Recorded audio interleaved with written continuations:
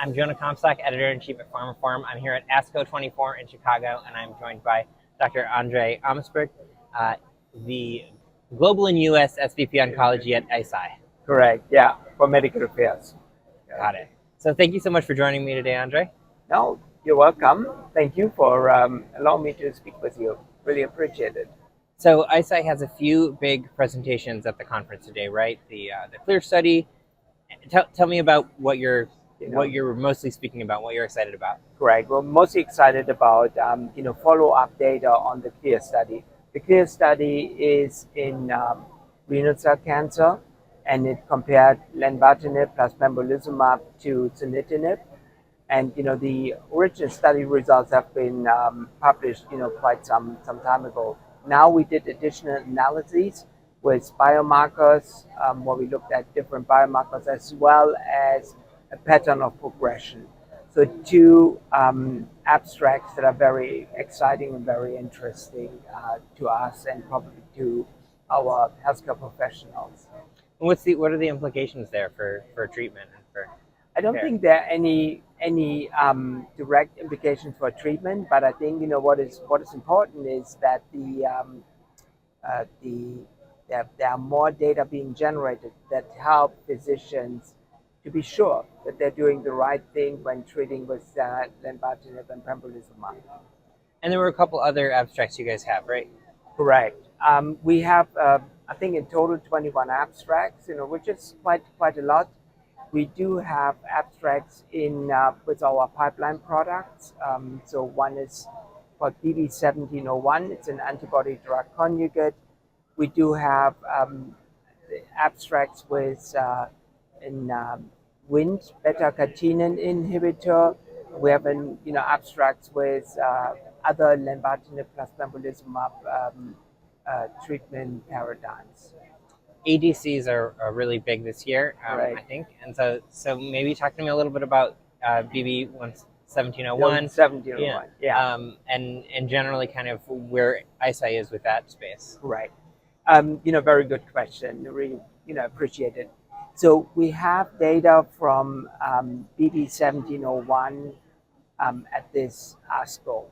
But we also have another antibody-drug conjugate that we're pursuing, and where we don't have data this year at ASCO. Now, both of these antibody-drug conjugates, they have a targeting element. In the case of BB1701, it is HER2, which is often expressed on breast cancer cells. Then the toxic moiety, the payload, is eribulin. And eribulin is a product that we have, and it's marketed under the trade name Halaven in the United States and around the world.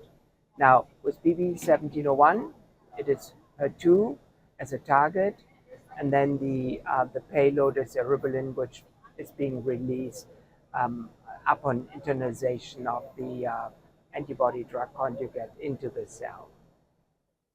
I know Eisai a lot of times works with other pharma companies. It's kind of collaborative arrangements on some of your big announcements this year. Right. Last year. So tell me a little bit about that. Who are your partners on some of these, and how does that change kind of how you talk about it, how you present your data, that sort of thing? Right. Yeah. It doesn't change the way on how we present the data. The data is the data, and we work together with our partner companies. Now, for lenvatinib and pembrolizumab, our partner is Merck, the owner of pembrolizumab. For the BB1701 molecule ADC, it is a Chinese biotech pharmaceutical company, a biotech company, and it's called Bliss Bio. For the other antibody-drug conjugate that I mentioned, we are working together with BMS on that one. So we have a preference to work with other pharmaceutical companies on our products because we believe it increases the speed to market, the speed for patients to get access, and I think it's an overall good approach. we're about halfway through. Saturday is like day 2, sort of. We're maybe about a day into the conference because Friday's only kind of a half day. What have you heard or seen so far? What are you excited about hearing and seeing in terms of some of the big news, some of the big trends? Even getting outside of individual drugs and studies. Yeah, I think it's personalized care. So it's more about personalized care. It is always more about biomarker to better understand what patients need, which is what we want to do as well. We are a company that is really focused on patients and caregivers. We want to make sure that the right patients get the right drugs, and that there are benefits to patients. So I think it's biomarkers. It is novel treatment approaches, and obviously our data, very exciting for us and healthcare professionals. Yeah, you mentioned biomarkers, and we were talking before about HER2 in breast cancer, and I'm getting the notion that that's something where there's a lot of desire for better tests, better assays, sort of more clarity, so you can find these even more refined groups of patients who are going to respond to these different therapies. Yeah, and that's true. And one of the things that I mentioned in the beginning, one of the studies that we are doing is, where we did the subgroup analysis, or the analysis of biomarkers from the CLEAR study. And there actually was a ASCO newsreel by Dr. Schwery, who is the presenter of this research at, I think it will be Monday. And so here we are looking at biomarkers in renal cell cancer, and looking at whether or not biomarkers can predict better outcomes. Yeah, that's interesting. So I have one question I'm asking everybody this year. It's a little different. It's not as much of a trend question, but the question is, for a young professional just getting into oncology right now, entering this space, what advice would you have? I think it's, when thinking back to myself, some years back, I think there's a lot of progress that will happen. That is really what is exciting in oncology. When I think back 10 years ago, 20 years ago, 30 years ago, and you compare on how we can treat patients today with more effective and safer drugs, that's a tremendous progress that we as the medical community, HCPs, the manufacturers, others have made on really making impact on making life better for our patients.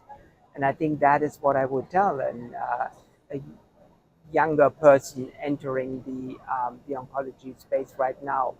It might be hard work right now, but there's continuous progress over time. Any other thoughts? Anything else you want to talk about? Anything you want to emphasize about your work here? Yeah, I think it is great to work at Eisai. Eisai, our kind of the core of what we believe is human healthcare, HHC, and that drives a lot on what we as a pharmaceutical company do.